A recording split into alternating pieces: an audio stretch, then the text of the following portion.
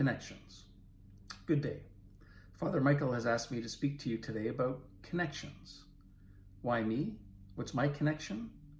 My name is James, and one of my connections is as the guy behind the camera every Sunday enjoying a private mass with Father Michael and Andrew, while simultaneously worrying about whether the internet feed will be consistent and strong, mostly that it will stay connected. Rain and I have been members of St. Mary's Star of the Sea for about a year since we moved into the Port Credit area. We were members of St. Ignatius of Loyola and loved the sense of community and connection that was part of our lives there. And this was largely shaped by our involvement with the RCIA, led by our now good friend, Father Charles. When we moved to St. Mary, we were seeking that same type of connection. We participated in Mass, gradually learning about the parish and the opportunities there were to get involved.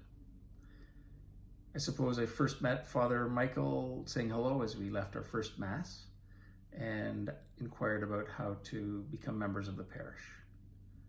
We would have next connected at his installation to offer a quick congratulations. Then next at my first reading at Mass this past February. We exchanged a quick hello, and I'm sure he prayed, "I hope this guy is good." Following that would have been the first night of the Lenten mission. Father Ben spoke about prayer, reminding us that it's important to quiet the mind and listen, sometimes in prayer. This idea will come up later. So that night at the Lenten mission, Father Michael and I posted similar photos to Twitter. I commented on his post, and he probably asked, "Who is this guy?" Then the world changed. Suddenly we were in isolation and quarantine, and my thoughts turned to connections. How do we keep people connected with Father Michael?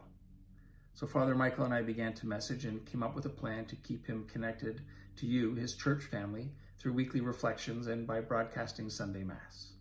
I've since been able to meet more members of the parish, and funnily enough, I'm feeling very connected to our church, despite the fact that a large amount of our time as members has been spent away from everyone. So that's how I connect to St. Mary's Star of the Sea. As for a connection to Andrew, well, he was a parishioner at St. Ignatius, and I've since learned he bought his first car from our dear friend, Father Charles. Connections. Last week, completely unrelated readings expressed completely related ideas. This is an emerging pattern in my life. This time, the readings were about children. Children shake us out of the narcolepsy of detached rote performance living, I read in Meditations for Living in Balance. Later that day, as I read The Fifth Mountain, I read this passage. A child can always teach an adult three things: to be happy for no reason, to always be busy, and to demand with all his might that which he desires. When these related readings occur, it reminds me to slow down, pay attention, to quiet my mind, and observe for patterns, because the connections are there. Sometimes they are right there. Sometimes you need to dig a bit. We are born wired for connection. But why are connections so important? Personally, it's absolutely essential for me in my day job as Vice Principal of Adult Education. We are in the people business.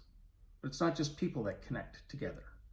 A connection is a relationship in which a thing or a person or an idea is linked or associated with something else.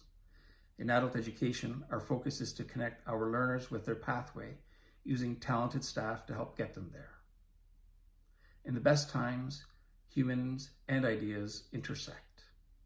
I had one of those best times to begin Lent. The first connection.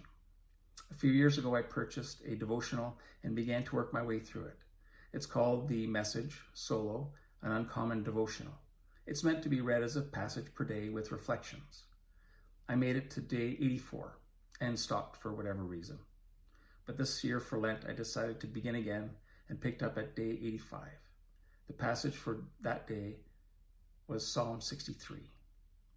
You, God, are my God. Earnestly I seek you. I thirst for you.